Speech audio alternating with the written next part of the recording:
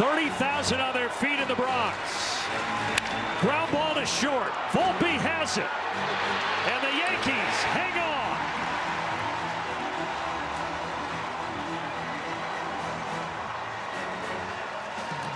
If that does not fire you up, we're presented by Vanda Pharmaceuticals. And last October, the Blue Jays played Start Spreading the News in New York. This Tuesday belonged to the Yankees. Gentlemen, welcome inside. What a ball game. Curtis Granderson, I got one Yankee and two Yankee killers. Pedro Martínez, the Hall of Famer, he buttoned his jacket. He's getting very serious.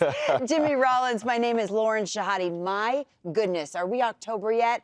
Camilo Doval trying to shut it down in the ninth inning. He can be effectively wild. It is not comfortable, Pedro. It is not comfortable at all because you need those guys, especially closing games, where you have 2, 3 runs, 1 run to be all over the strike zone. And he wasn't today, and he gave everybody a scare. He was shaking his head like, whew, thank goodness. It comes back as it did last October to base running for the Blue Jays. You're shaking your head. We were standing here going, come on. It's sad. It's sad? It's sad. It's sad. They lost the World Series because of, questionable base running and another situation tonight that would allow them to have tied the game on this ball right here. Runners on second and third, the ball going out to right center. As the trail runner on second, you go halfway. He's perfect right there. As the outfielder is tracking the ball, the closer he gets to it, you start working your way back to second base. Worst case scenario, the ball lands as runners on second and third, and it's a double and it's still 1 out. He catches it, you have to be close enough to tag and advance to third, which brings into this play. The pitcher is not covering first. It's an infield single. That ties the game right there.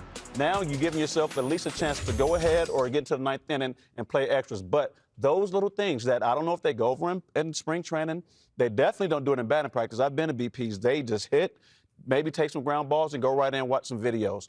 Those are reasons why you need fundamentals to stay in the game. Not about launch angles and exit velo. Those things win and lose ball games. We saw it in the World Series and we saw it again tonight with the same team. Every team you play for do that in the backfields of spring training? It was a mandatory backfield of spring training and every batting practice during the season. You had to go run the bases. And once you got the second, those are the most difficult reads in the game.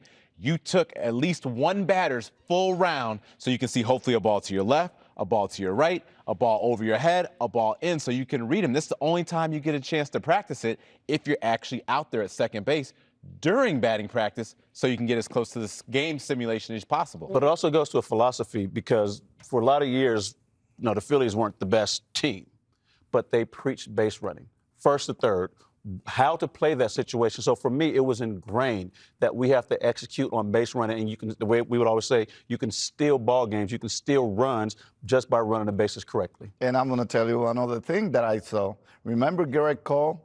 Not getting to first. Yes. And right now we have it in the Yankees too. Camilo Doval does not get to first, almost cost them the game. Those are the little things that you have to pay attention to. Aaron Judge trying to throw a ball before he caught it. That's what cost them the World Series against the Dodgers. I'm talking about the Yankees. Toronto lost the World Series probably because of the little mistakes they made running the bases. And now, tonight, we continue to see the same trend in the two teams. So they're going to have to improve those things if they want to go out there, win it, and I don't know, work on the little details. Playing clean baseball. When you're so focused on executing every pitch at the highest level, like you did, Pedro, how are you always thinking, I got to field my position? Are you always there? Because we've seen some of the best starters in the game not do it. It is really simple, and it was simple for me to do because I anticipated to whatever situation there was. I knew where I had my runners. I knew where I needed to look. I knew where my infielders were, and I took the time to actually establish eye level. But this is unexcusable because if there is something that is practiced in a spring training, it's pitchers covering first all the time. Anything hit to that side of the field, you have to take off, regardless of who's there and what's going on. Now, if you see it go through, you go in between third and home or behind the plate if you have a chance to throw the runner out. Right before that at bat that we just saw at Dalton Varsho, Curtis is going, where's the lefty in the bullpen? Is the lefty warming up? You wanted that left-on-left matchup. There's so much made about the analytics and what's coming. Varsho is 3 for 4 in this situation. He's the hottest guy going for the Blue Jays at this point. You have a lefty warming up for a reason. You don't put him out there just to show it, so why not go to him in this situation? That could have been the game. Like I said, if the runner's at third, maybe they make a different decision there, but he gets his 4th hit of the game off another righty when you have a lefty warming up in the bullpen. Those are the parts of the things I just get confused by when they have so many analytics and so much data showing what the numbers could be, and you have a hot hitter at the plate right now. But remember also, Booney got thrown out of the game.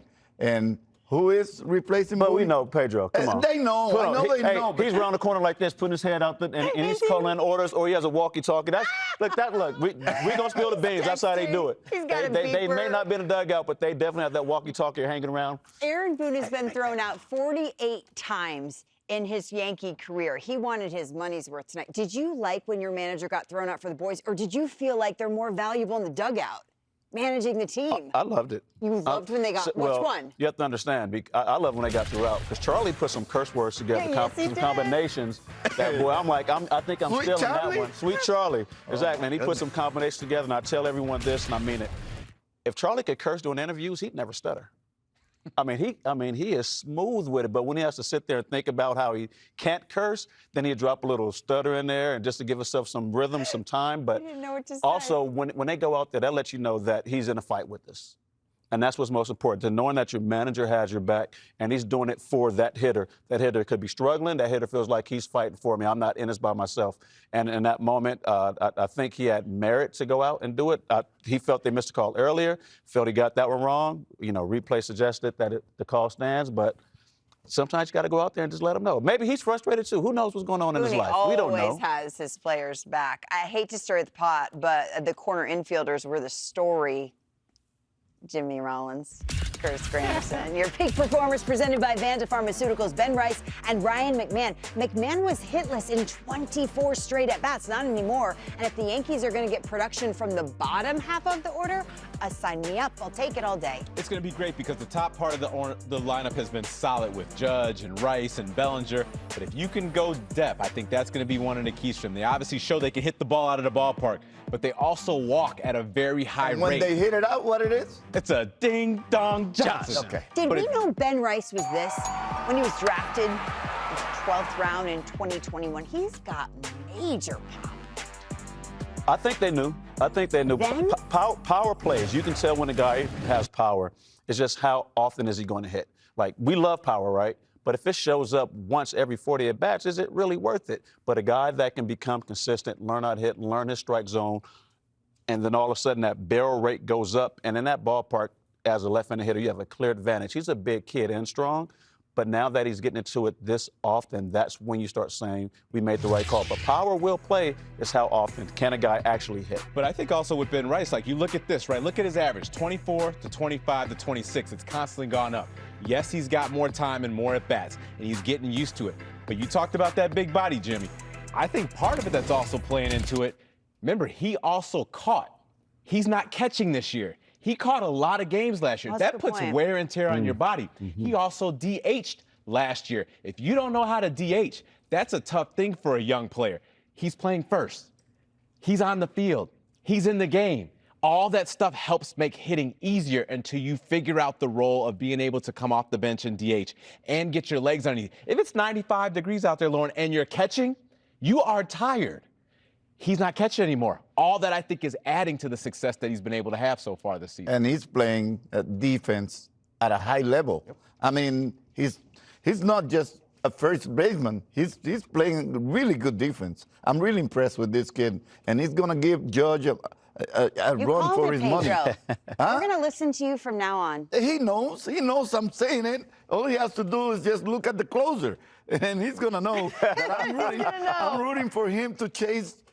Not chase, get right there with Judgy, and we'll see what happens at the end of the year. 16 home runs for Ben Rice and Aaron Judge. But you know what? I need to add something else, too. Tell me. I think pitching did a bad job with the walks, especially with Ben Rice. Guys like Ben Rice and Aaron Judge around, You cannot face good teams with men on, especially bad walks.